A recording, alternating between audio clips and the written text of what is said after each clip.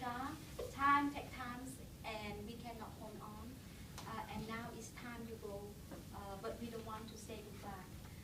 We will be right here to remember someone, to get advice and to understand, to get advice and understand, and someone to love, to be loved, and have fun together.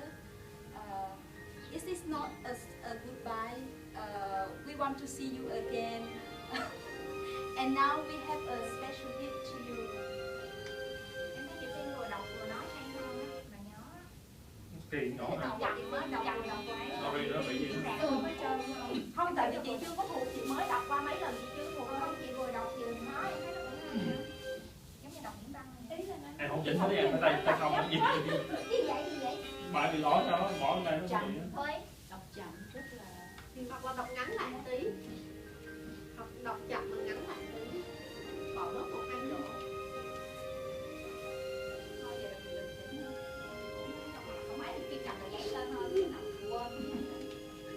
Đồng đến vô tay rồi. When I am down, I know my soul so weary.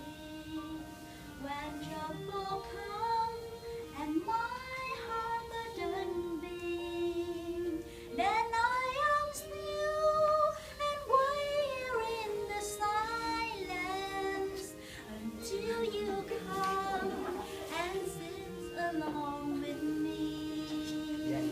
You raise me up so I can stand on mountains.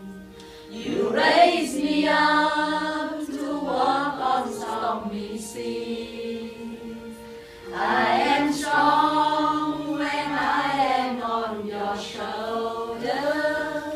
You raise me up to more than I can be.